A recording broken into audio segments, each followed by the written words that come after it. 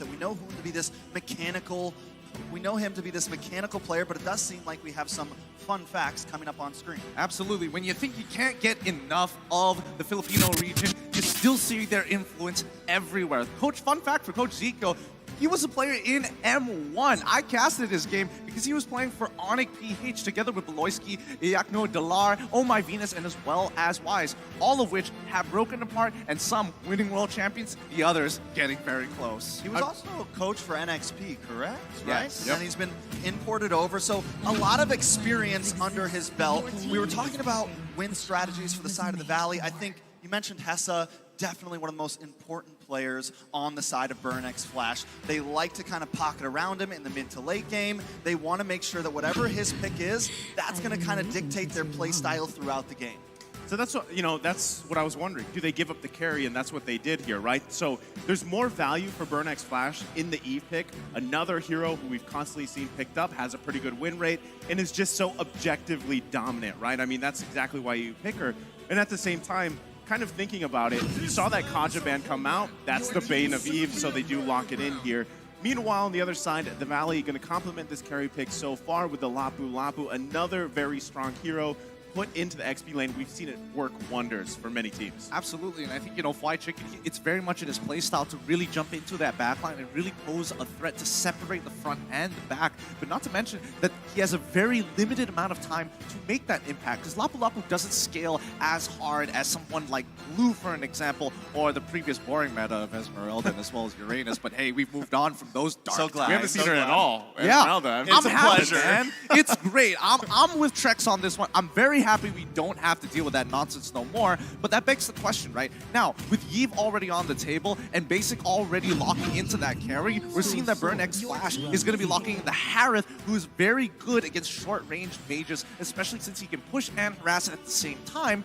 With the help of Ling, you have so many threats as soon as the real world manipulation has been activated. Yeah, and that Ling is definitely, I mean, the Ling has just been a monster, I feel like, throughout a lot of the knockout stages, and it seems to have always kind of been a bane in Mobazane's existence, just some of those assassin heroes, so they're going to need to find a way to deal with it. But with it being picked so early, there are still a lot of options. The Kufra for Shark, which also gives them some big play potential. Anything to shut that down, really, and it does look like they're going to lock in the Fredrin, so a little bit of taunt, maybe to slow it down in some of these team fights. Part of me wish that they didn't lock in the Fredrin just yet, because if you would have had that right, you could kind of leave it flex. Is it going in the XP lane? Is it going in the jungle? But because the Lapu Lapu's there, you already have that idea, right? So we kind of, and that's really what we saw throughout the group stage, was those first maybe two picks for both teams were highly flexible. But now, I mean, you've got a pretty good picture of both these teams' first phase, and even the Harith, right? Harith, in a way, we've seen put in the gold lane. It's also, I think it's gone maybe once in the mid lane. And still, one of those picks that works really well in the gold lane, but the matchup, what I'm thinking, is it the Harith versus Carry here that we're probably going to see? Most definitely. I think it really makes a lot of sense that everybody who's been playing a marksman realizes that they get outscaled really quick by the carry. As soon as she gets 2 items, you feel like, wow, it's so difficult to trade unless you have high burst like Brody or maybe even the Claude. And even then, it still feels situational once the 3rd and 4th items come through. Now that we're seeing that the Benedetta gets banned out for the side of the Valley, I do feel there is a potential. We might see a potential Farsa coming out from Hoon's side. I would absolutely love to see Gushin, of course, but hey, that's just a personal favorite. I definitely would like the Farsa as well. Anything with damage, because it's something that the side of the Valley has been lacking. They put a lot onto Basic shoulders, and everyone else is either more support or front line, and when it comes down to it, they're not able to pack a punch. Now, coming into this last ban, if they do want to go for a Farsa, and since they are focusing in onto the EXP lane, possible Yuzong ban here? That's a good point. I mean, that could be the biggest giveaway because they do have that first pick in the second phase, and now that Matilda is already gone, they also get rid of Franco. Huh, rather interesting. I thought they would hold it a little bit longer because Eve, again, real world manipulation, only two abilities in the game really have that effect of taking her out of it, and both need suppression. Yeah, both have suppression here. So I'm wondering what that leaves open for roam options for BurnX Flash. I mean, we've seen a lot of Cho, but there's always that kind of up and the up. Like, does are the way of the dragon placements, are you putting yourself in a bad position? Are you able to utilize it? Now, I think they do have great follow-up already, but still the big question is, are you allowed to get this Harith active quickly? Because in the gold lane, right, I mean, we've seen it shut down as well to the point where all you're doing is you've got your Zaman Force, you move back and forth, but really you don't have the damage that you need. I mean, that is also the benefit of having the Mystery Shop emblem, but still, if you're kind of staved off from farming up early on, you're going to struggle there. So already questions here. We'll see the next 2 picks to lock in this team composition for Burn X Flash. But Lolita, I got to say, man, I like the Lolita pick, but let's be honest, group stages wasn't so pretty for the Valley when they locked in the Lolita. It depends on where you're coming from. I mean, he did well during M3, so it's like he can't do that bad here at M4. He did kind of rough in the group stages. All right, And I'm all an right. American. I'm going to call it how I see it. It was a little bit rough. Timing. I think I would have liked to show more here, honestly. But it seems like, I mean, you have some of those picks, you have that capabilities, but that is not going to happen. We do have the Lolita. That's what's on the map. And, I mean, hopefully it is a comfort. We know it's a comfort pick for Shark. He just needs to use it to its full capabilities. Honestly, I feel like they could have unlocked Shark here, right? Because you already have Fredrin. He can look for the engages. He can also peel as well. I would have liked to see something along the lines of Kufra. And honestly, a Mincetar didn't seem that out of the ordinary. But hey, again, out-of-pocket picks. We're seeing the Atlas and as well as Grok really smart drafting coming up from Coach Zico here. Putting Hoon in the back position, and now he has to forcibly take control over the lane by himself if Super Shark has to go elsewhere in this Melissa. Well, I like both. I mean, I gotta say, I do like both drafts here. Again, I think for the Valley, it's really just overlapping those ultimates properly, because that's the struggle we're talking about from the group stages, where it was a similar lineup, but when you were mistiming or actually not overlapping your ultimates in the right way, especially the Noon on Blast, the way you're using that, that's where it kind of falters, right? So, meanwhile, Burn X Flash, like we said, they're very aggressive, and a lot of that aggression is actually calculated, and it works out well for them. So, hopefully, the Valley, with what they have, they're able to kind of withstand that fire from Burn X Flash. I mean, how long can they actually hold that fire through? I don't know. I'm leaning more towards more traditional Southeast Asian style of gameplay. And Burn X Flash, to me, I feel like they've got a really good draft. Something that Fried Chicken needs to cut the backline as soon as possible. Because if he doesn't, this game is going to swap real quick. Well, already, as we see both, we take a look at the emblems and everything else, right? It is going to be Chima, by the way, running this jungle emblem on the Ling. So he's going to be he wants to match the Fredrin jungle, right? You want to contest those objectives, get that quick jungle farm going here, and just kind of work around that. Also, I feel like there's been a debate, right? What works best on this side lane Grok, the XP lane Grok? Is it the weapon mastery? Is it the high-end dry? Well, this time, I'm Your A-Team is going to run with the weapon mastery, but already the fight for this orange. Let's see whether you can get out of here. I think for now, wait, hold on. Hold on, Fwide has to use the flicker. Wow. Is getting slowed down, the chase from Chima. This could be bad for Fwide, able to get a little bit of shield, forces the dash, able to get that getaway though, and still delay Chima, so almost a plus there. Now that actually worked out really well. Fried Chicken wasting a lot of Chima's time, allowing Mlbb to, get on towards his next buff and actually evening out the overall EXP and farm. Despite the fact that Lethal Wanderer might not have been the biggest thing in the world, it's all about that level 4. However, Fried Chicken is going to need some help, and Hoon is here to make that difference. And I do like it. Hoon wants to come into ATM there. ATM forced to use a flicker. That is a utility gone. If you look at the minimap, though, Chima is making his way downtown right now, trying to see if he can make a play happen, but it doesn't seem like there's going to be too much. Still 20 seconds on the clock until the turtle comes. Yeah, so both these teams, I mean, early battle spells going down here. Nothing too much, though. Just kind of holding off for now because they both want to just wait for that first big objective to come up here. Now, biggest thing is, I'm Your ATM's not going to have that flicker available, so you're not going to be able to expect that crazy wild charge from him. But still, when you're fighting in that objective, this is the best place for Grok, right? You have walls everywhere around you, and you can see them. They're even positioning this turtle so they have that advantage. And they're going to force the Valley to respond to this and work for it. Yeah, it does seem like Shark's going to keep D7 at bay right now, but Chima still holds the presence. Mlbb takes the turtle. A nice play. Fried Chicken, though, caught in the midst of I'm Your ATM, trying to get away. Caught in that real manipulation, but he does get away, and D7 goes down. It's a 1-for-0 trade, and the turtle goes to the side of the Valley. That's what we want to see from the Valley, and especially from Fried Chicken. He is supposed to be the difference maker in this early 2 mid-game to set the Valley up for success. Basic, he's stuck here with Hessa. Oh, Hessa gets stunned, tries to use Mom Force, able to get the dash, but still, the pressure from the Valley right now is felt across the land of Dawn. I like this too. I mean, just with that early objective take, you taking a look at the items here. I mean, nothing too crazy, right? But still, this early on, this minor gold advantage will scale really well for the Valley. Now, the biggest thing is for Burnx Flash. We've seen this before with Atlas. Do they get those Fatal Links off? Now, you're working against 2 Purifies here, right? Which we've seen even teams take 3, again, or maybe even 4 in terms of hero usage. But going against that, that's all you have to solve. Avoid that Atlas and kind of spin away.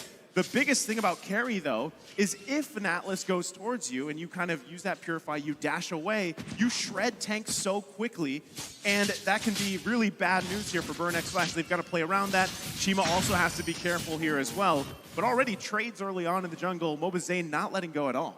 I love that right now. And this is the aggression that we wanted to see. And I think Hoon picking up this Lilia instead of the Yve or something of that nature, it gave them that mid-wave clear, and it gave them the ability to rotate around quickly. Yeah, not only just rotating around quickly, the fact that Fried Chicken has bought so much time and now is a level ahead of I'm your ATM. Look at Mlbb. He's already a level up on Shima, who has the Demon Slayer.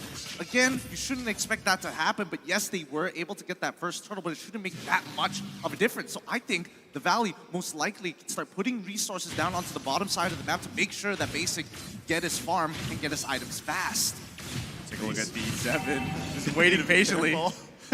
So worried that D7 was about to come in there, but now with the turtle up, Mlbb is going to start on it. D7, CCat, and Hessa trying to make a play in. D7 does have that ultimate with the Fatal Links. Oh, Shark! Oh, there's the Numenon blast! Super Shark coming down, but the Tempest of Blades locks on. This is a bloodbath. Shark very low. Hessa able to find him. Shark falls. Turtle has gone to the side of the Valley, though. Mlbb trying to run away from Hessa. Hessa and ATM pick him up. Mlbb falls as a 2-for-1 trade, and the Turtle goes to the Valley.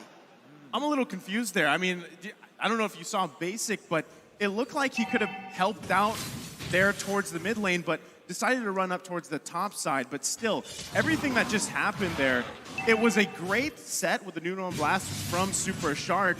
And if he can continue to do that, that is going to be the best case scenario for them. So Basic going to be forced back here. And still, across the board, the Valley holding on to that little bit of gold lead. They're continuing to build it on here. They have some of their first items locked in too. I think that one of the big things is you have to allow Basic to get farm up on this carry. He's only got that corrosion sight here. Of course, Mlbb running with a cursed helmet. He's going to be trying to just continue to clear through the jungle as fast as possible. And that's the thing, Hessa already having that first item on this Harith, he's got that mystery shop. If he continues to farm up here, he will be pretty much a big threat towards the Valley, but the concealed play coming out. Concealed play. Shark does get the stun on a D7. Hessa drops the Zaman's force. Mlbb will get stunned up here. Fatal Links does locks on, brings Mlbb onto the tower. CCat with the world manipulation, but Mlbb is still standing. The rest of the Valley decides to back off, so a bit of a misplay there. Not able to succeed, but no one goes down just yet. Basic and Hoon still want to try to force the objective here. Maybe being a bit too aggressive, but they want to make this tower fall. CCat just can't get through the Bulwark shield. Finally, the invasion stops in the Valley, backs off. So much value coming in from Burnx Flash. Like, while this dive was happening on towards the Valley, happening on the top side of the map, we look at the bottom side, they're able to actually return the gold in back into their favor. And now with an objective down, it's starting to get a little tough. D7, he's already had a 92 team participation rank, second in M4 so far. He's about to make it almost 100%. Fried Chicken dives in with the bravest warrior, the bravest fighter. Wait a second, Super Shark with the flicker. Zane finds the turtle. Timma, I'm your ATM, forced to try to run away, but the Valley doesn't want to stop the chase. No, wait. Yes, they do, and I think they're going to try to take a tower for themselves. Well, they got a clean sweep on the turtles. Objective, that's the name of the game here for the Valley, and they're doing exactly that. They should be able to get another turret here too. Bottom side, but even Hoon there, just trying to find an angle if he can. Top side though. Look at Chicken. Hessa had a little bit of an advantage over Basic, but he can't mess with that Lapu Lapu right now. But still, the game isn't too far apart. It could definitely go any way. Yeah, and I think right now Burn has a little bit more flexibility when it comes to how they want to play across the map, because the Valley, they want to stick together. They want to make sure that Burn, if they fight, we have the counter engage ready and we can start peeling. But Burn, with the mobility that they have with Hesa, and more importantly, what Ling gives access to with I'm Your ATM opening up the map and getting that information, the side lanes are always under a lot of threat. Again, this is the thing, right? I mean, one kind of growth that you've seen from Mlbb is this utility tank type jungle play style, right? I mean, it's something that he learned his time pretty much internationally, and he's doing it well. And these small objective wins obviously build you this little bit of a gold lead that you have, and it transitions for your game, and everybody kind of profits off of that. So that's what we're seeing from the Valley so far. Burn X Flash, all they need to stop that in their tracks, though, is a great set from D7, and like you saw from the earlier statistic, this is the man to do it, right? And they've got great follow-up, too. Hesa, though, Hesa getting to the point, again, he's still working on that third item. He's got the Feather of Heaven here. Also, the other thing that I'm wondering is CCAT on this Eve, already having the Ice Queen wand, able to pump out a lot of slows and damage alone. What happens when, let's say, a Genius wand is locked in, and then you're reducing all that magic damage, and it's so front-loaded, you can't get out of that death box here for the Valley. Those are big things for Burn X Flash, as now we look to the next objective, the Lord. Exactly, and again, Burn X Flash, their composition is that flexible, even team fights, with the synergies of heroes that they have. We're looking at D7 and CCAT to make all that difference there with I'm Your ATM if he has the opportunity to see Basic locked against the wall or even remotely close to it. He could get an incredible knockup that could change the game. And that's the playmaking capabilities that all these heroes provide compared to the Valley, who have a very standard style of gameplay, want to peel back, come at us, we're going to defend from every single attack you have. We don't necessarily have to be aggressive unless you're Fried Chicken. Most definitely. I think the major problem I'm seeing from the Valley, though, if we want to pick things apart, they haven't churned this gold lead into any major tower objectives. In all technicality, it's not a lot, but they're still losing right now in the ground, in overall material. So they need to, if they're going to get these kills, if they're going to find something, they have to turn it into more.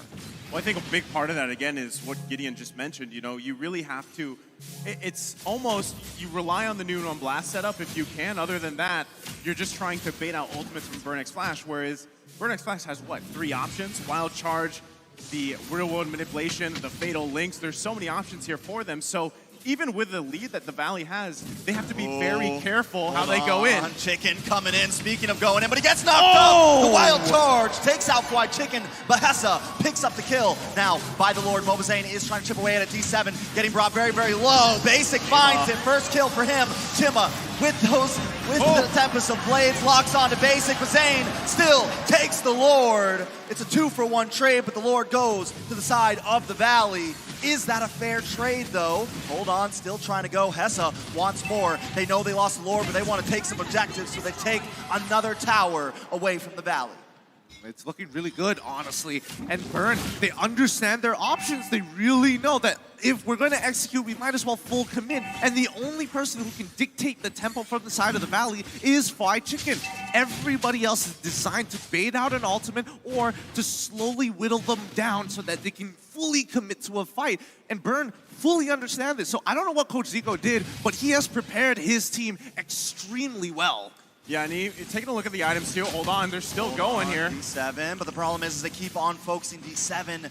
It's just too tanky. They have to find a way to find Chima here or someone in that back line like Hesa. Well, they're still hunting, right? They've got to deal with this Lord here on the bottom side. Not sure if the Valley wants to do anything. Look at the push, though. Top side from Chima. So able to just make a play regardless of that Lord take from the Valley. They're going to be focusing here finally on the tier 1, though. Chima takes a lot of damage from Basic, but just not enough. Finally, they take a tower, the Valley, trying to hold up against this, and this just shows that, you know, 1,000 gold lead doesn't mean anything when you're in this mid-game right now. Yeah, and more importantly, so I think the Valley understand that they want to get Basic in a position where he can just hard carry the game because the rest of their team members, other than Hoon at this point, don't scale as hard. And Mlbb, he is just a stun bot. It's like, yes, come at me, use as many abilities as possible because the real carry is got me my back.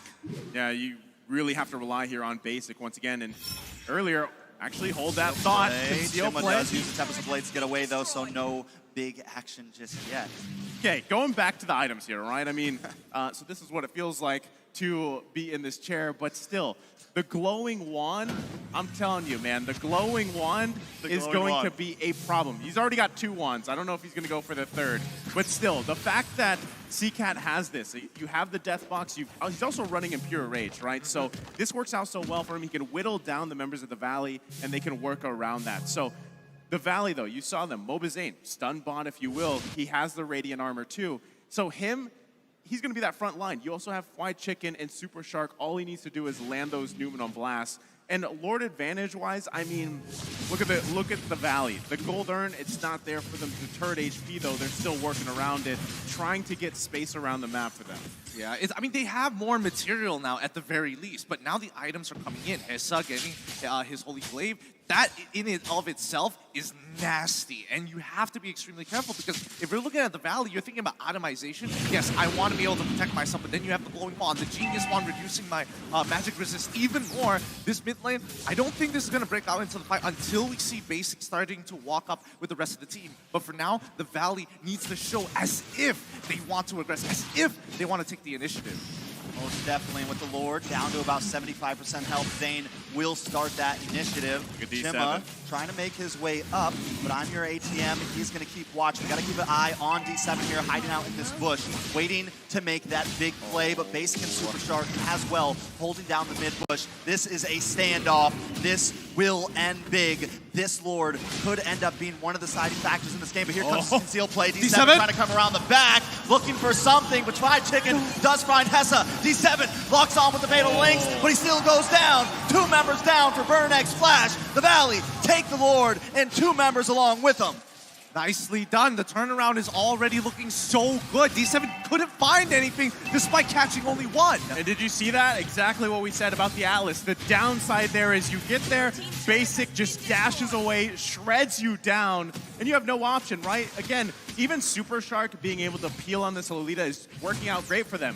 Maybe he just learned from the group stages, comes in with that refined play style, and it's working out great. Hoon, like you said, he's just kind of whittling down Burnex Flash, right? That's all he has to do on this Lilia, and if he can bait out ultimates, even better. And he's really safe in doing so, because no one can quote-unquote catch him unless you use a big spell to lock him down. The Black Shoe's such a powerful tool for Hoon. He can basically do whatever he wants and feel like he's unstoppable, because no one's going to punish him. Most definitely. Now the Lord is crashing. Let's see if they can punish. Burn, but look at Chicken into the backside. This could be bad for CCAT, taking a lot of damage away. Chicken finds it, does not go down, but D7 also connects. D7 brought very, very low. Fried Chicken pops the immortality. Gonna come back up onto the field as Hessa, Chima, and ATM try to defend this push. 2 inhibitors down. 1 more to go as Chima tries to clear away this minion so that the Valley just can't do it, but they don't want to stop just yet. D7 working his way out. Valley staying aggressive. Zane moves on to ATM. ATM does go down. Hessa pops to the Zamon's force, trying to lock on to Hoon. Just cannot find him because the Bulwark Shield is blocking it all. Chima will be next. The Valley now moving on to the base. D7 tries to get the stun, but he's getting shredded by Basic. And now it's nothing but Hessa gets stunned, and the Valley will take game 1. Beautifully done. GG, well played. Going over to the Valley as they take the first game in this best of 3. And they did it in spectacular fashion. What we thought was, hey, we're going to take our time with this. We see Hoon saying, no, let's speed up the tempo. They're disrespecting us. We're going to take the space and we're going to hold our ground. You know, it's nice to see them smile once in a while, right? I mean, he's still not smiling. He's still not. He's chugging. He's hydrating. That's what he needs to do, right? Again, that was honestly, it was still a pretty intense game between both of them because at one point, Burnex Flash was in a good position to flip that game around. But objectives, Mlbb on top of it with his Fredrin here. Just overall a great game from every member of the Valley. And again, too, even Super Shark, right? What a performance from what we saw in that one game where he played the Lolita in the group stage. This one was a massive win for him. Yeah, they definitely finally seem to have found a flow, but it is not over yet. Burnex Flash definitely did an amazing job in holding that game out, and it's not just going to be an easy pass-through for the Valley. No, it really isn't going to be an easy pass-through, and I think, you know, the Valley has set up some really good protocols in place in response to a lot of these things, because again, it's not like they're playing without the information. They knew that D7 was missing, and yet they said, you know what, Basic, Do you have Purify? Do you also have your Winds of Nature? You do? Let's go in. You don't have to care anymore. I mean, all around, like if you look at all the roles, they all played the part perfectly with the heroes they locked in here, right? So I can't wait to see them play the next game here, but I think we have something for the viewers, Gideon. Yeah, absolutely, guys. If you are wanting the M4 pass is available now, so complete all active tasks, and you will reach level 75 with ease and for free. So log in now, and exclusive rewards like the Beatrix Life Chaser, as well as the Beatrix Stellar Brilliance and the M4 Beatrix figurine are awaiting you. Use the hashtags Mobile Legends Bang Bang, as well as hashtag MLBBM4 and the hashtag Dare to Be Great, so we know which one of you guys has got that skin or the Beatrix figurine. But with that being said, you know, coming in this particular game, it was rather interesting that Burnex Flash actually having a lot of control and a lot of tempo in the game, yet didn't exactly transition even though they were up material by mid-game. It's kind of ridiculous, and the only people that I can think of who can actually break this game down to us are down by the analyst stand. So, Leo, LaFell, and Mirko, please take it away. Let us know. Break it down. The Valley. Dude, You're a dude. you're a dude too. You're a dude. You're all dudes. Hey. The Valley takes game one, where the West corners the Khmer into a match point, and the draft alone will not say the full story, because we have to be honest, in the draft, it seemed like Burn had quite the plan. Yeah, honestly, when we were in the drafting phase, I think all three of us agreed that, again, the Valley, in terms of the draft, I think I like the picks. I just don't like the prioritization and how they picked those heroes in order. I kind of think what they're really trying to do is try to simplify things, because in games, like we said before we even go into the game, Burnex Flash, maybe not too much pressure from other regions, so they can be a little bit relaxed into the game. So I kind of feel like for this approach for the Valley, just use the heroes that you're really comfortable with, like Super Shark. You have a lot of other options, but he still wants that Lolita. So I kind of feel like in this game, they just want to get the momentum first, and then we'll see what happens in game number 2. Something that was mentioned at the desk is the great evolution and growth of Moba Zane. Picking up this Fredrin actually made Chima's life all the more difficult, because we'll see here in the build that Chima was rocking that Demon Slayer, previously known as Mage Killer emblem, and the way that he built up to this full arsenal was also very interesting. Mirko, talk us through. Well, for me, honestly, I like the build, right? The only thing is, I don't think he understood the assignment that he was given by Coach Zico when he picked the Demon Slayer emblem. Usually, when you go for the Demon Slayer emblem, sure, I like the build. Going Windtalker first so that you can farm a bit more and a bit better early on. Thing is, Chima was looking for kills across the map, rotating, and even getting invaded because of the better mid-control that the Valley have drafted for themselves. Remember, if you want to farm up, you need to have that mid-control.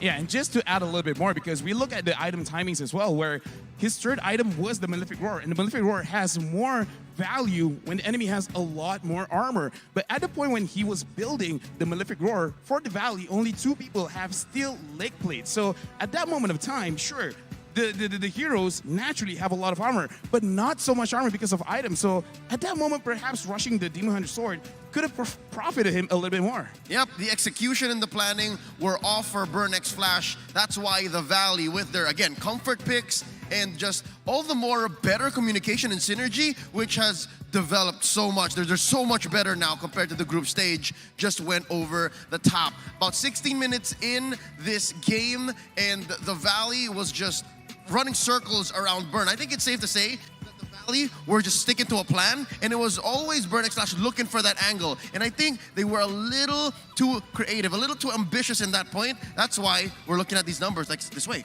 Honestly, for me, I gotta give massive props to Hoon, right? Because I think the main criticism when the Valley lost to Team Hawk was that Hoon was not rotating enough. He wasn't finding a trade, he wasn't helping the gold lane. But in this game, I think later on, we might get a heat map for Hoon, but man, the teamfight participation speaks for itself. He was everywhere across the map, and this communication in the mid lane just shines so bright. Super Shark, Zane, and Hoon always clearing out mid lane. Yeah, here's the thing. Hoon as well as Super Shark, like you said, 100% team fight participation. And what's important about this is we understand that the way that they move around the map, because looking at the way that they have distributed their minion waves is actually pretty good, because Hoon will rotate to a different lane, helping someone out, and then Super Shark will stay in the mid lane, try to absorb those minions, try to get level 4 once they fight around the turtle. And I kind of feel like that is a very big difference maker from the group stages to now in the knockout stage. And now this brings us to talking about Burnix Flash. How do they recover from this? Because their lineup was so solid. I think they had a good plan to put a lot of the core damage on Hesa and then have Seacat do its best, all the while Chima would be reaping their benefits. But standing in their way, the MVP, just quelling all of that, is of course the man himself, Hoon. 100% participation on a hero that I swore would make showings in the group stage, but now it looks like the knockout stage is all about this little girl. It's about mid-control, right? The meta has been about mid-control, I think, for the last 2 patches, and right now you are seeing the best version of Hoon, who understands 100% his assignment, as you can see from the KDA and 100% kill participation. Always so active across the map, but it's about the decision he makes too. He's not just active randomly, he chooses the right lane to prioritize the neutral objective control that their composition was built around. Yeah, and actually looking at the items as well, this is typical Lilia build, but I like that Hoon, like whenever we look at his live streams and such, he is such a carry player. But looking at the He-Man from the first 5 seconds to 5 minutes and 5 seconds, look at how condensed it is at the Riverside. This also shows that Hoon is preventing any kind of movement from the side of Burn and Splash because, like you said, as the Ling, he kind of wants to steal farm and such. Hoon does not allow that. And it's in that early game dedication to being the nuisance in mid that made D7's life so hard. Because again, D7 is also helping Hesa. And if Hesa can't carry, then Burnix Flash can't do much. That's what made the whole decision path for Chima all the more a compromise. And then we'll see in the highlights in just a bit exactly how difficult it was for Burnix Flash to play towards the Valley, because so far I think the story of this 15-minute match was the Valley was just executing on their plan and Burnix Flash just always being off timing. Don't you agree? Yeah, I agree. And before we throw back to the casters, I just got to say, I don't like Atlas going to carry. Atlas against carry, not a good idea. So we'll see in the draft if that still happens or if Burn learns. On behalf of Mirko and LaFell, my name is Leo. Let's go to the desk. Thank you, analyst Stan, once again back at the tallest desk here at M4. My name is Gideon. This is Naisu as well as Trex here to bring you the action of this game. But before we jump on into it, make sure you guys are checking out the M4 Pass, which is available right now at this very moment. So all you have to do is complete all active tasks. You'll reach level 75 at ease and for free. So log in. Exclusive rewards like the Beatrix Light Chaser and Beatrix Stellar Brilliance and M4 Beatrix figurine are awaiting you. Use the hashtags Mobile Legends Bang Bang, Mlbb M4. Dare to be great as well. And don't forget about the M4 Battle Night, which goes live this January 21st. Expect loads of events and rewards up for grabs in-game. First off, complete the battle task in the game on January 21st to get the skin choice chest. Excuse me. Got it. You can choose the skin that you like most from the set chest. Aside from that, the battle points will wait for you on the same day.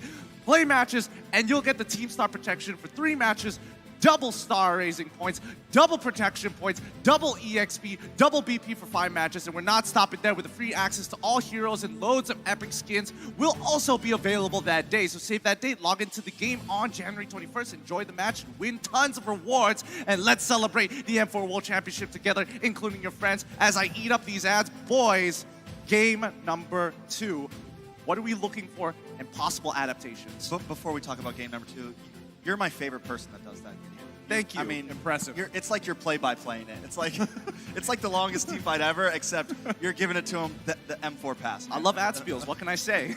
Don't we all, right? But Yes. to answer your question, what does Burnix Flash have to do here to take this to a 3-game series? I think LaFell put it pretty well. You know, first up, don't have the Atlas. At least go against carry, right? Maybe learn from that here because, again, not only do you have to work towards getting away from the purifies, but you've also got to get worked away from getting just absolutely shredded, right? And that's exactly what Carrie does. And again, why she is probably still the #1 picked hero so far for M4, I believe, right? I feel like this is something that teams have to consider. And now, again, is it worth it? Is it worth to take the Eve over the carry? For some, yes, it is, because you still have that objective advantage. But still, I think Burnix Flash, they have the right mindset, they have the right idea, but this time, that match #1, or that game #1, even there, Super Shark on his shoulders and leading a lot of that charge there, and the objective, focused gaming from Mobazane, I mean, that's hard to beat. It really is. And personally for me, as the meta continues to develop on, I'm really frustrated with marksmen because again, when we're talking about supports, right, a lot of them use physical damage. And especially when you try to lock them down, Purify is such an easy battle spell to get back up and you can use relatively freely. It's not as punishing as a Flicker, on top of the fact that Winds of Nature is a thing. I'm waiting for that to be changed, or at the very least, more supports with magic damage. We can't just keep depending on Kacha and Kadita. I think there was maybe also a little bit of doubt on basic, because as we've seen, like, carry has been the most, I mean, it's been the most first picked hero yet. Yeah. And for some reason, Burnex Flash decides, we're going to pick up the E, because we don't think basic has this. We think Hessa can handle him. Now, did he really carry the game? I wouldn't say that, but we're starting to now see, I think there maybe was a little bit of doubt that maybe the Valley wasn't going to be able to pull together. And now that they are, I do believe Burnex Flash may go into this draft a little bit differently than game one.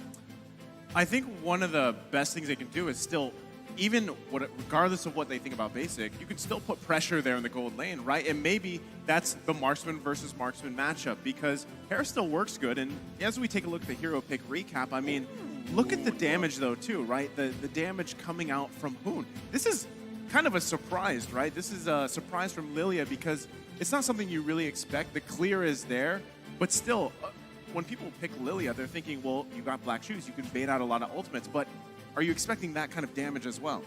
Honestly, for me, no, not really. And especially with CCat, I thought his job was like a lot easier. It's like, yeah, I'm going to get pushed in, but I just have to wait to drop down the box and honestly change the game. So well done to Hoon in this particular aspect. But let's not forget, I'm noticing a particular trend with the Valley, and they like to make really calculated decisions based on the information given by specifically Hoon, because nobody else can really open up the map, and it's too important to keep Fredrin alive to secure these neutral objectives. So even Mlbb, who's supposed to open up the map, shouldn't.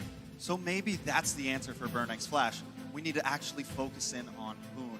Maybe not even basic, maybe not even Zane, but with that game being said, Hoon finally kind of finding his groove, able to open up the map, able to give vision, able to help out his team, that could be the target here.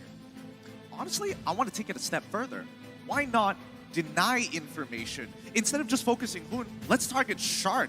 And better yet, let's also talk about the EXP learner Fried Chicken. He shouldn't get that far ahead. Yeah, I think maybe Brock's still a great choice here, but as we get loaded up in the draft here for this second game ahead of us, you make a good point, Gideon. The XP matchup, we've seen how highlighted XP laners can be. I mean, even from yesterday, right, with Takashi and Edward. And that could be something big here because if Fried Chicken we've seen him be a playmaker himself. So I just feel like there's a lot of boxes here for Burnex Flash to check off. Yeah, so again, really need to hone in on what they want to do.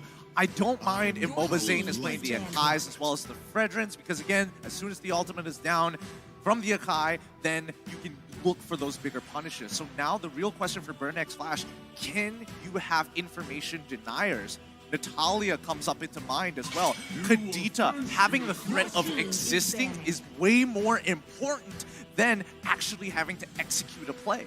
Very true. Something big and bursty, something deadly. And that is definitely something that I think the Valley would have a little trouble playing into. But we have seen some bans come onto the board. The Valley not changing too much up, banning out the Kasha, banning out the Fanny. We also see the Wan and the Glue from the side of the Falcon. So nothing too targeted just yet. I'm feeling the Valley wants to pick the E first. Right? The Kaj is there. I'm wondering what. Okay, never mind.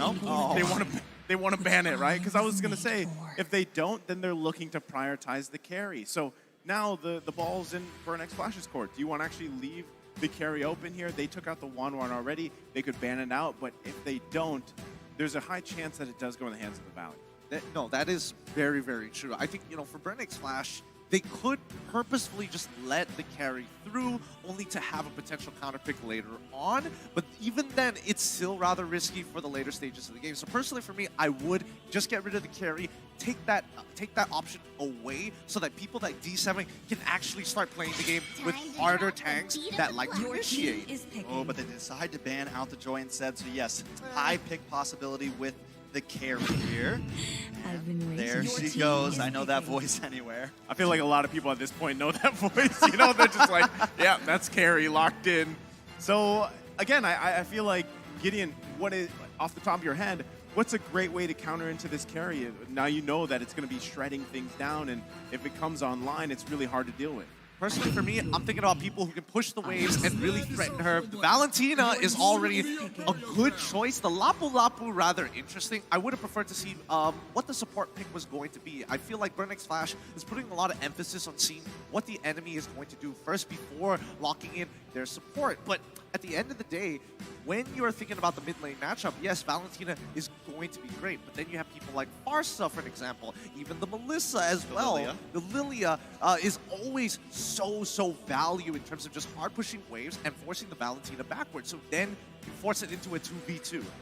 Then you have to force it to 3v3 if you need 5 fight chicken to come on in for these neutral objectives. So how many resources do they have to pack in towards the mid lane for the side of the Valley? I mean, that's a big question here. In a couple seconds, we're going to see this. I'm wondering, too, if they do Benedetta into the Lapu Lapu pick. There's the Lolita picked up again after a massive game. And like you guys mentioned, BAHASA was a great choice, too. So, I mean, BAHASA alone is already, the damage is obviously there with the Feathered Airstrike. But it is something that you will have to work against because you have Valentina across from you. So now you've got that potential of 2 Feathered Airstrikes going off. But maybe that's also something that they want. They want to either force you to take, is it the Feathered Airstrike? Do you take the Noon on Blast? You know, now you're playing with these options in the midst of the game where what works best for the situation. So that's another kind of process that has to be made here from Burn X Flash that could, again, make you trip over all that process. There goes the Hayabusa. Before I talk about that, even more to dig into that Farza a bit, I mean, the Lapu Lapu is like, back in the day, the sworn counter almost to dive in onto that. So not only do you have this possible steal from Valentina, you also have someone that heavily counters you now. D7 picking up this Hayabusa. We've seen good things from Hayabusa, but if Mlbb decides to once again go a bulkier jungle, he's gonna have to do a lot of work around to get to his targets. I feel like he's gonna play a Kai this game, and it's gonna be so boring. Like, come on, Mlbb, go further. You know, you can work with your team. Give me a Granger to pair up with this Farsa, and you and Hoon are gonna be shooting people down from halfway across the map. It's dangerous though. It's dangerous. You gotta live on the edge, man. It is the American dream here. You gotta push yourself to the limits to know what greatness truly is. I feel like people are just, like, when you see a Kai, it's one of those junglers where it's that meme, you know, where the meme is they poking it with a stick and saying, do something, basically. He does. He heavy spins, right? That's something. So Franco's going to be banned out here. Roaming options kind of dwindling a little bit, but there's still a lot available for Burn X Flash to at least complement what they have here. Now, even with the Hayabusa being locked into the jungle, it's something that you always have to be conscious of.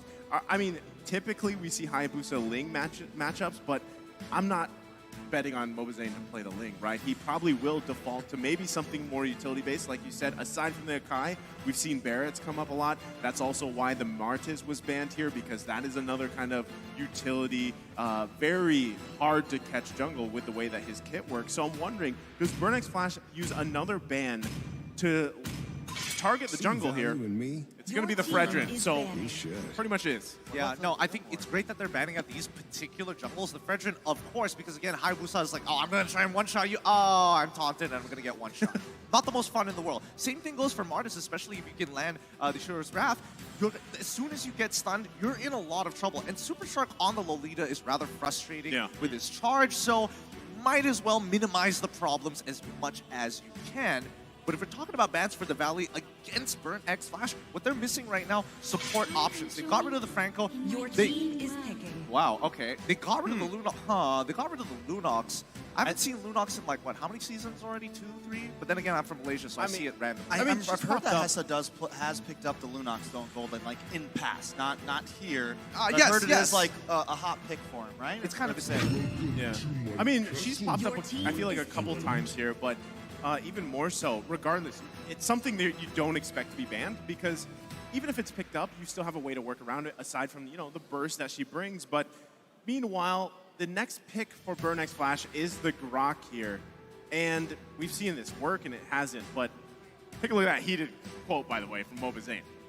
I'm looking at you, Trex. You got to do it in exactly the way me and Niso are looking at each other. We know exactly how you want you to say it. Cambodia, Forget about it. Yes! Yes! Okay, all right. That makes me happy. But now we see the Barat already is. locked in, as well as the Whoa. Esmeralda. She's back. They heard you talking. My blood is boiling. My blood is boiling. I need the high pressure blood pills. I can feel it rising up to my head right now. Is this the old meta? What are they looking to do? They have the Grok to cancel out the feathered airstrike, and now you have Esmeralda to take what shield? I don't know. It does make sense on why they banned the Lunox, right? Like to not bring this tankiness. I'm not saying it had any right mind forward, but there it is. So you're saying I don't know. You're saying they're not right in their mind. I mean, who is? Hey man, I mean, to be fair, In even if we're America. thinking about Lunox being the casual counter to the Esmeralda, there's still lane bullies as well. I mean, there's the Dairoth, there's so many things that could be done, but it's going to be the final pick coming in for Burn X Flash. They go for the Claude. I like that very much, and honestly, the Valley probably foresaw that. They're not expecting the Irithel. They want something that goes in and out, and the only marksman that fits that build is Natan as well as the Claude. You know, so just looking at what Burn X Flash has, it's a very flashy kind of go in, go out composition here. And I feel like that kind of chaotic playstyle, exactly what they're known for. And if it's going to be too much, if it's too much fire to handle, if it's too hot to handle here for the Valley, this could be potentially the 3-game series that we're actually looking for here on the desk. And still, the Valley with having that Esmeralda too, really interested to see if she still fits here in at least M4 in this current meta. Look, I'm just tired of the Valley saying, all right, Basic, you're gonna create a really big backpack. We're all gonna help you lift it and eventually jump in it towards the end of the game. But it's time. It's gonna be game number 2 here at the lower brackets of M4. The Valley up against Burn X Flash. Game number 2. Well, this is going to be a crucial game here for both these teams. And I know we're going to see it just kind of unfold, right? Starting in the jungle here. Again, Mlbb opting for this Barrett's pick, going to do pretty much the same game plan he had from previously. So if it's anyone to stop him, D7 actually playing this roam Grok here could work out really well for them to try his best to find picks early on, to find possibly even Mlbb and contest these objectives, because you don't want to give them that clean sweep they had in the previous match. Well, absolutely not. And, you know, that's when you see Fried Chicken actually taking full advantage of the situation. Yo, Lapu Lapu, you're not going to beat me until level 4. I have to put you as far down into the dirt as possible and let my team take the little wanders and let my team spread their influence through the mid lane. I think something else that is going to be very important for the Valley is how Hoon rotates in these early stages on that Farza. Can they make some plays happen here? Can they stop Burn X Flash having this Hayabusa be aggressive? Because I think if the Valley can get to the mid or even the late game with at least the stalemate, they can definitely win out in this. Well, I mean, Shima's level 4 here. Mlbb is as well. First turtle, though, still a little bit away. So poking back and forth, I mean, at this point, you just have both teams kind of waiting, right? Waiting for that objective. Now, still, I would say that given the team lineup for the Valley, the way they're going to fight around objectives is very strong, but still, it's going to be up to Burn X Flash to really kind of get in and get out. And if that just means Chima, you know, quad shadowing in there, getting the retribution off, and if that's the safe thing, it could be best case scenario. Bonus welcome, tries to lock on, but Chima able to stop it. This could be bad for Mlbb, taking a lot of damage, gets stunned up, and ATM finds the kill for D7. Now, Fried Chicken and Shark trying to battle around this. They decide to back off, but first blood does go to the side of Burn. Wait, what happened there? I thought that Daytona's welcome was gonna eat Chima, but then it didn't. Did he quad shadow out of the way, or did he went into him? He went into him. That is smart. That is smart. Lost in the chaos. Nope, that's what they're known for, right? I mean, Burn X Flash does it really well, and as we were saying, we were kind of painting that picture. That chaos can be overwhelming here, right? The fire can be pretty hot, and just taking a look at the items, things kind of establishing here, almost 3 minutes in the game, they're still going to be able to play. It's a very minuscule gold lead for Burn X Flash, but still, big things that are going to come up here too is exactly this different dynamic with the Grok here, where you're going to be building more of that tank, you know, pretty much that tank roam Grok, not the damage that we're used to seeing. Come in, Bahoon. I mean, Able to back off. Yeah, they're gonna back off. I mean, they need to take their time. They don't want to get locked. D7 gets the knock up onto Hoon, and in comes ATM locking onto Super Shark. The air strike does come down, misses most of them, lands one, does a little bit of damage, but nobody goes down. Beautiful defense. I mean, Hoon gets out of there with 5 wings, having to use that flicker, and now, I mean, for in the minds of Burnix Flash, they already punished Mlbb. He has to restack himself up to become a nice big dinosaur boy. But Jima, he is making sure he is trying to put pressure on that map. And the only profit that they got were 2 flickers, one from their playmaker, Super Shark, and as well as Hoon. So they're keeping in mind and telling, I'm your ATM, get ready to jump on Hoon. Again, I mean, you can find Hoon, you can try your best here for Burnix Flash, but still, you have that mobility kind of advantage.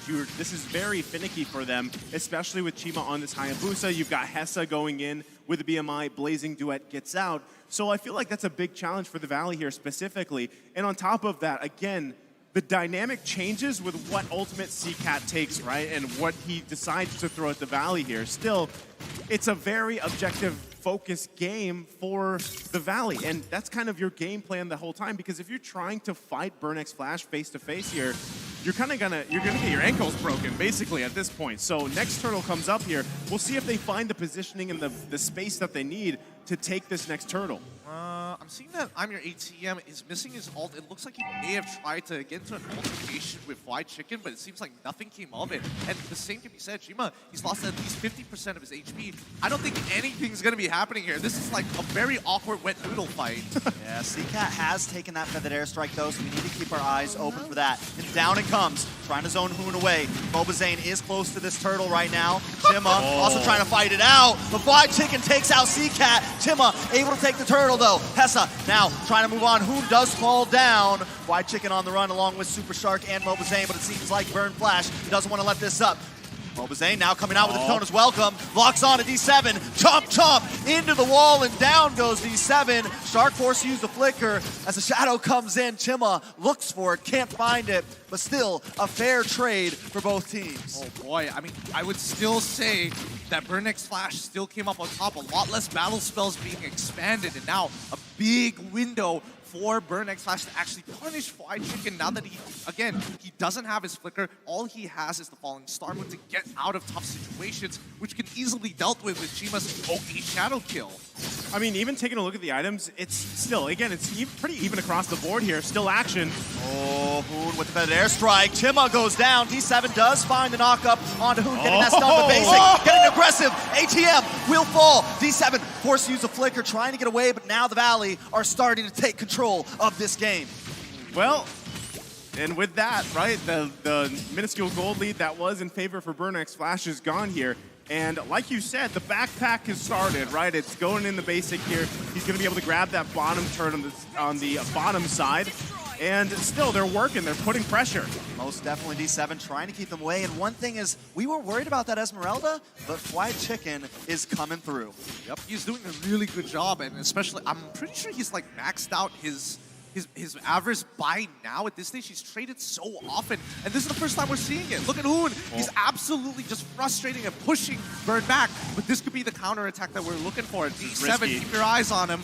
Yeah, Mlbb is very deep, but he doesn't want to let up just yet. Did he take it? Yep. He steals the purple buff. Chima takes a lot of damage, can't dash in like that anymore. It's becoming a little too risky. That was a risky decision, but it ended up paying out for them. So this is the thing, right? We're seeing a very synergized the Valley, right? This is something that we didn't see so much of in the group stage. So whatever happened in the past few days, they figured things out, and now they're going to be battling for this turtle here. But still, Burnix Flash has taken 2 of them. Can they get this one here for the Valley? It's definitely not going to be easy, but Mlbb may be able to do it. Back in the backside, though. Super Shark with the flicker. Lands an on blast. CCAT taken out. I'm Your ATM tries to land. Next to no one. No. Hoon does get stunned. D7 trying to do something, but Mlbb takes turtle. A nice big hit. ATM goes down. D7 could be next. White Chicken doesn't want to let up. He's going to chase. He's bulky. He's tanky. He's under the tower, and down goes D7. Chima up against this orange buff. Back against the wall, Super Shark and Hoon want to try to find him, but he should be able to flicker away safely. I mean, they might still go on the hunt here. They've got the information. Yeah, Chima, he's going to run out of places to go. Let's see if he can juke them out. I think he may be able to, but it seems like the Valley keeping it disciplined. They don't want to waste any time. They want to get something out of this. Well, I mean, Fly Chicken, he checked the common spot. He knows that there is the Pixel Brush, but it's too late. It was a 50-50 there, and therefore not worth his time. Back up towards the top lane. And now, looking at BAHASA, Hoon, he's got the 2 core items. He just needs a little bit of time to start scaling up. He's already dishing out so much damage. Yeah, not only that too, but with Basic here now having that Wind of Nature available to him, or he's working on, he has the Corrosion Scythe here. That's going to be trouble, right? Still going to be working on the next core item, but still, you saw the recalls come out here. They're feeling confident. It is 4.2k gold ahead here. But let's not get ahead of ourselves just yet. It's only 9 minutes into the game. Burnex Flash could still make a play here. The question is, where do they make it? That's the thing. And again, CCAT really hasn't been able to utilize this Valentina just yet. Oh, Fly Chicken in a bit of trouble. They want to lock onto him. The tower does fall. But right now that Esmeralda's so tanky. Hoon gets found by D7. Mlbb, wait a second, conceal play. Nice stun onto D7. Daytona's welcome. Tries to lock on, but they still find him. Basic finally doing some damage. Numenon Blast, no flicker to connect, so the Numenon Blast doesn't find the stun just yet. Basic and Shard gonna chip away at this lane, and I think the action is over. Well, for now, for the time being, I mean, the fact that CCAT was able to, sorry, not CCAT, but D7 finding Hoon, this is a pretty good trade. However, topside is losing, topside tier 2 is already losing so much HP. It's basically free economy for the Valley. So if they want to get into that 5k gold lead and put Burn even further down, they can absolutely do so. And I think the Valley, they don't have to take the Lord now. They just need to keep putting up the pressure and choking out Chima. Yeah, look at the way Zane is playing right now, just in their face. This is reminiscent to like Wise playing the Barats, jumping in there, even with the Esmeralda, very M3-esque right now. Well, right now, total control here objectively. They get a turret. D7 going to check that bush, take a couple of hits here, but the fight for this Lord is going to ensue. Fly Chicken having a massive game so far in this Esmeralda, and they pursue it. Most definitely, Mlbb. He's got it down to about 30%. Does seem like conceal play is going to come. D7 misses the wild charge. ATM misses the bravest fighter. Only gets a stun onto Super Shard. Chima comes in, but not in vain. Down goes D7. ATM may fall next. Basic on the chase. He finds it. That's a double. Hessa with the blazing duet, forced the BMI out. Fly Chicken does get found by CCAT, and Chima tries to look for it, so it's a 2-for-1 trade, but the Lord still goes to the Valley. Man, Valley now with the 5k goalie is going to turn that into at least 7k deficit against Burn. You can see that Hessa is scaling up relatively quick with 3 items and a Malefic Roar, which helped him actually kill Fly Chicken towards the later half of that fight.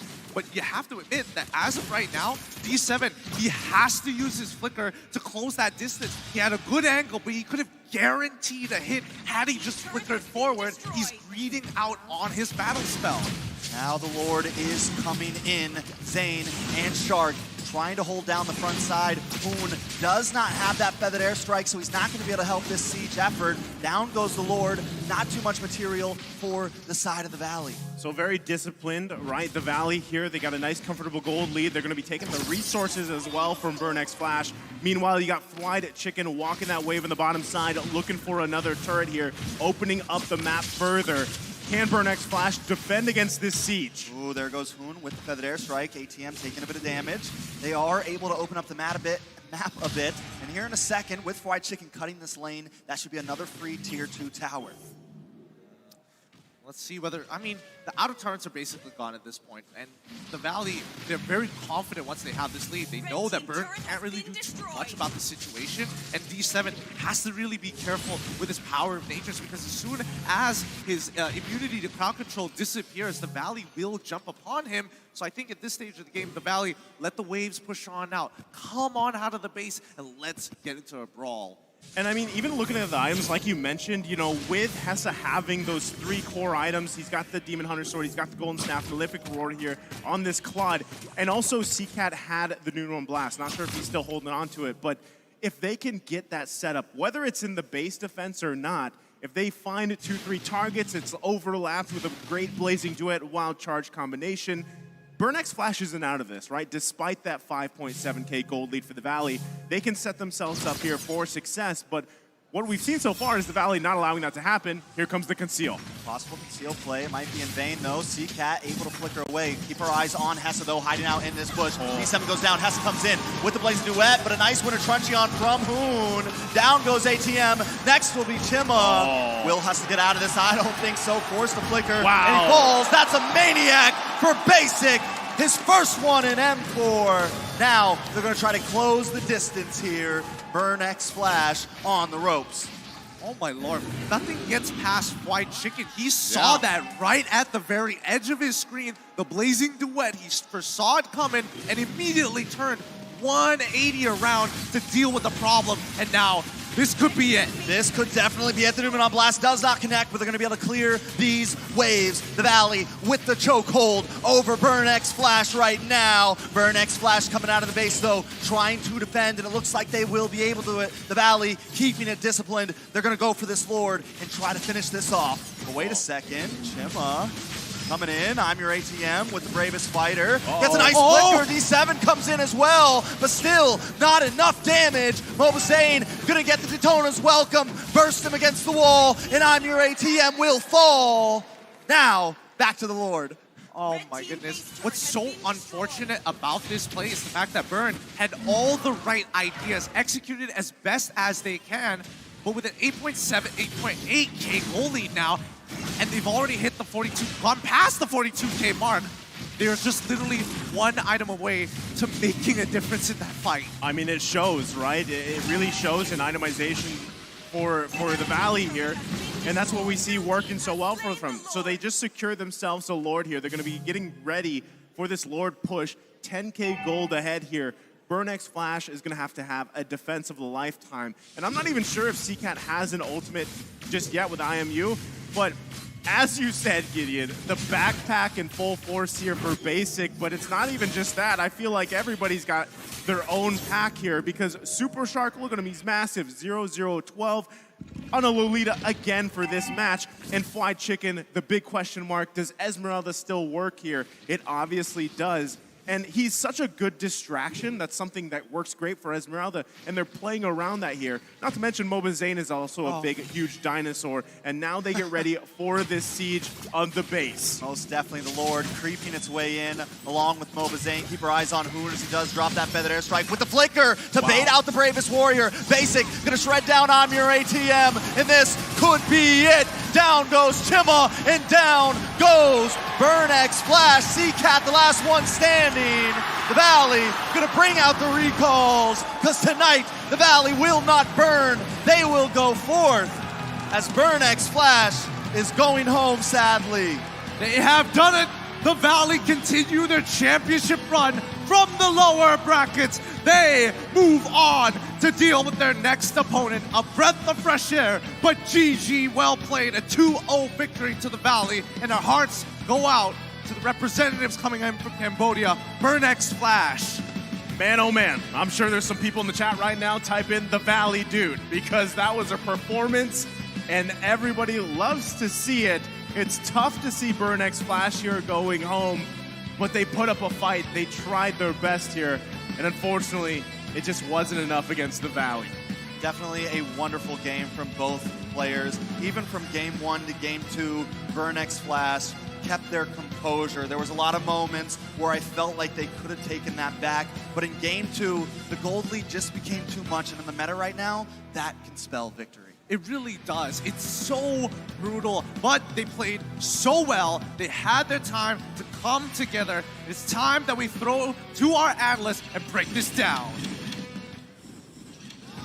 Stands tall, and they send the Khmer home. At your service, my name is Leo, joined here by Carrie and Barats. Now that's Mirko and Lafell. We're breaking down game number 2, the winning game to close up this series, which allows the Valley to keep going on through the lower brackets here at M4. The draft was key here in their victory over the Cambodian champions, and I gotta say, the Valley has grown so much. They've evolved. You would not expect Zane to just go ahead and pick up the Barats. That's it. I mean, I did. You called it. I called it. Like, what we were saying is like, this is going to be a Barats game. Called it. But, okay, here's the thing. Before we actually go through the real analysis, while we see the Valley walking, White Chicken, was it really necessary to steal the Savage? He denied basic. Come on, dude. Why did you steal the Savage? Why'd you steal the Why'd you Savage? steal the Savage, Basic, man? you want that Savage, right? You want the He's Savage. doing the sad face. Come on, dude. Valley, dude. We're gonna have to The talk Valley about it. did. We're They gonna have to gotta talk talk about it about it. later on. But yeah, against Burnex Flash, who obviously learned a lot from game one, right? Like they picked up on it, and I think the desk put it so well. Their planning is amazing. Execution, they did their best. But the Valley seemed to always be a step ahead. Again, right, it started from the draft, and this time around, I think we could all agree that the draft was absolutely amazing. First pick and carry, there was no question about that. It was a good pick, even in the first draft, but then they went straight on for a flex pick, and the only questionable thing in the first phase for me was the Lolita, because again, it's very easily canceled out. A Numenon Blast, very easy to just negate that, especially considering how much CC Burn had. Honestly, with this composition, I feel like one of the more important things we got to discuss is actually the gold momentum, because as a Hayabusa, actually any assassin hero, kind of except for the Ling, is that you need some kind of advantage in terms of gold, like EXP or anything, because he could not deal the damage. Like, Boras is already tanky as he is, and if the Hayabusa is losing by a lot, they're losing their win condition. That's not even bringing up the fact that White Chicken pulled out a classic. He, again, employed the services of one of the greatest XP laners, the hero that has haunted that lane for the longest time, the Esmeralda. Yeah, I want to talk about Esmeralda itemization because it's a small change, but the Brute Force Breastplate now gives cooldown. So it brings up more flexibility for the Esmeralda because you want a lot of cooldown. You want to maximize the amount of cooldown that you have, but you still want to make sure that you can actually tank a lot of damage. So I kind of feel like if more time was actually given to try this Brute Force Breastplate with a lot of other heroes, we could have potentially seen a lot more things. And I kind of feel like this particular item is why, like, the heroes like the Lapu Lapu is starting to be more popular. Well, you're talking about Esmeralda. I'll talk about the man who got the Maniac, right? Basic, the itemization, I think from this man is phenomenal, right? It's a basic itemization from him, but it works so well because thing is, if you understand the basics, you're gonna be able to itemize great. Game one, went for defensive items. Athena's shield first defensive item, then he went on to the Wind of Nature. Here, you can see he doesn't care about that magic damage because he understands the assignment. He understands that most of the damage coming onto him is gonna be everyone who can dive, and everyone is physical. Yep, we've seen multiple times in this 16-minute bout that Basic was not afraid to flicker forward. Basic was not afraid to dash forward, and I think that's why he built the Thunderbelt. He knows that of all the dudes that can get to him, again, I'm your ATM, D7, maybe C-Cat if he tries to set up a Numenon Blast, he would face that threat with just violence. Here's the thing, he built the Wind of Nature second item because later in the highlights where we will see few attempts were done by Burnex Flash trying to shut down the carry very, very early on, but even if you use the Ogi Shadow kill, not only did it not connect, but Basic had a Wind of Nature, so even if it does connect, it kind of doesn't matter. And honestly, I want to give massive props to the Forgotten One here. 17 total assists. We haven't been mentioning his name a lot, but Super Shark. In 2 games, he really understood what to do. Because in this composition battle, for both of the styles, both of the teams, they understand that, again, it's all about proactivity. Whoever engages first will win. And the Lolita did not get canceled at all. And it's not so weird to assume that maybe our MVP might be that Lolita, might be Super Shark, but we're about to find out for sure now. Basic. We're awarding it over to Mr. Peter Bryce himself. It's Basic, of course. Game 1, he had some tendencies. Game 2, I think he was warmed up enough. I mean, how often you get a 12:05 in the world stage? 2 Maniacs. 2 Maniacs, dude. 2 Maniacs. Close to a Savage. I mean, like, here's the thing. Super Shark, like, he really did, as the popular song would say, he shark do-do, do-do, do-do. But it was not enough to steal the MVP from Basic, because if I'm not mistaken, he didn't even die. But Basic, he didn't die as well, and he got a lot of damage down. He has the highest amount of gold. And again, you've been talking about the itemization. Love this guy. I kind of feel like in the group stages, a lot of criticism was going towards him. I guess not anymore. No, it just shows how good he is, right? A lot of criticism sent over to Basic. I saw so many hate comments over to him, but he used that criticism to build and to just improve so much. You could tell that this man has put in the work, man. Look at how active he is. That's the mid game, all right? We're looking at 5 minutes to 10 minutes. And here it's so evident that off the back of his roamer, off the back of his mid laner, Super Shark and Hoon, he's able to find these opportunities to do more for the Valley. And again, the two kinds of MVPs we have, setup and payoff. This is a clear example of a payoff MVP. I mean, would it really be surprising for him to have that much gold when he's basically stealing every single resource Burning Splash has?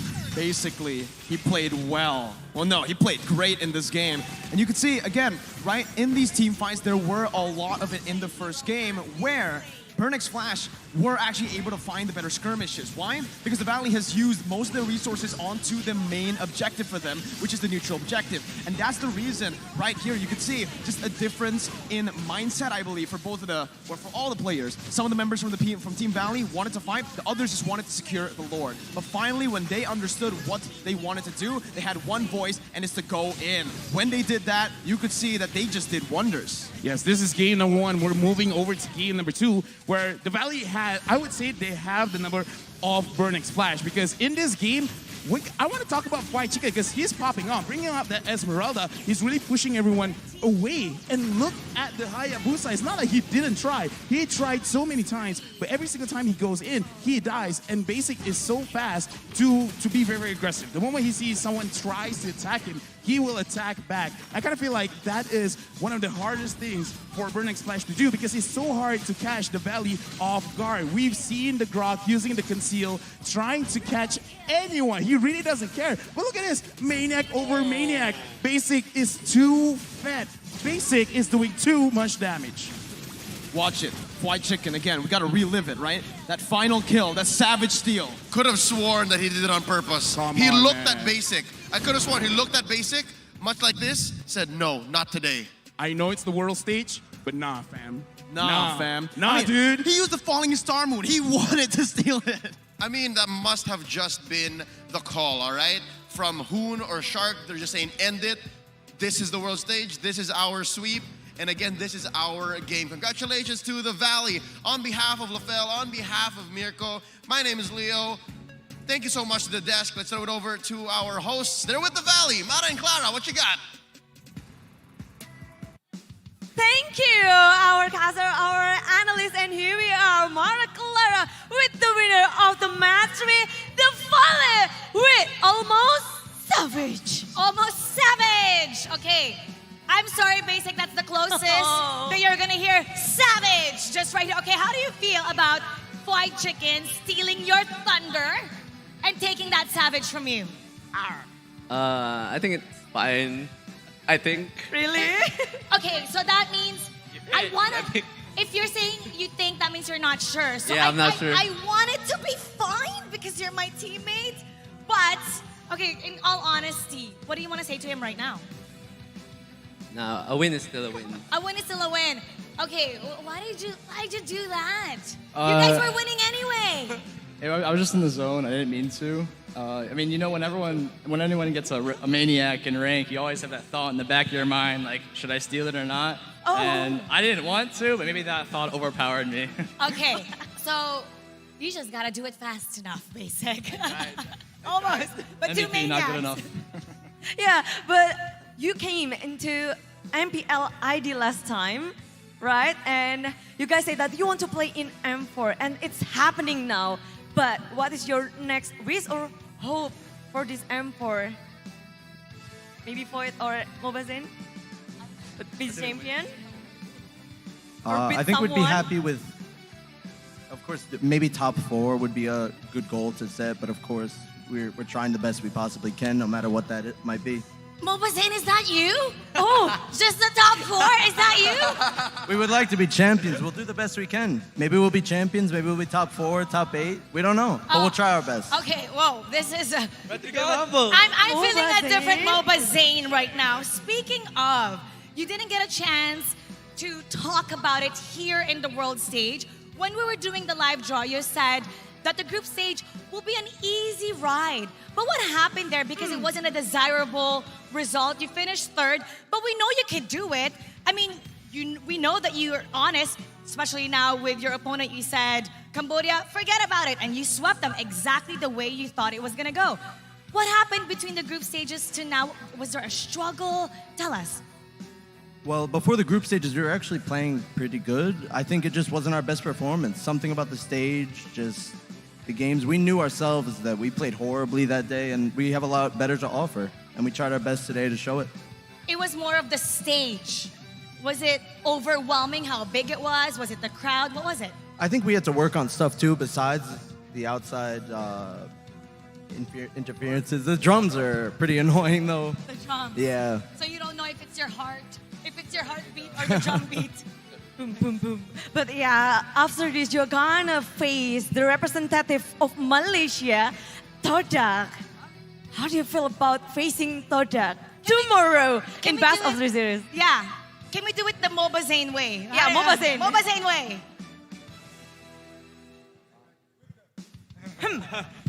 How is it like? Good luck. Oh, good luck for both. Mobazane, is that you? Is that you? Did someone come inside you?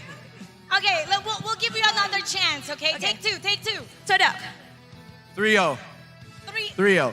3. It's best of 3. To the Valley. 2-0. 2-0. Best of 3. 2-0. All right. Mobazane, we're gonna give you a little bit of time to rest because you guys deserve it with the sweep once again. Congratulations to the Valley. Woo, they burned the stage again. Oh, they burned the stage. That's right. The Valley, dude.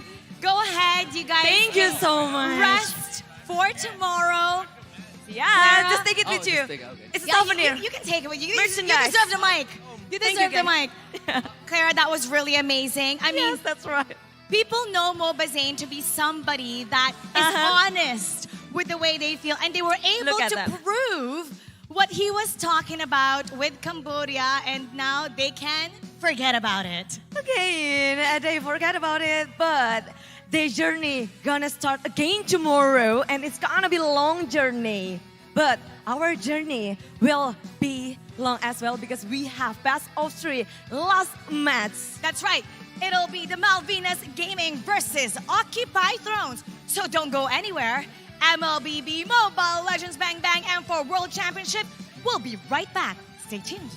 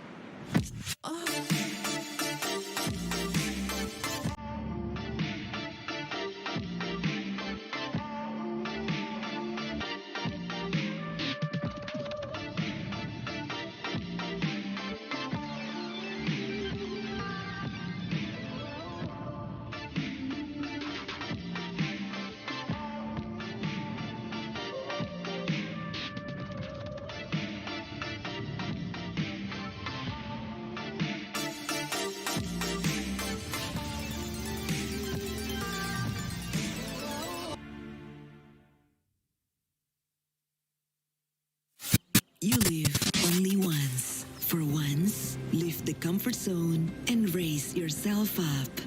Visit new places.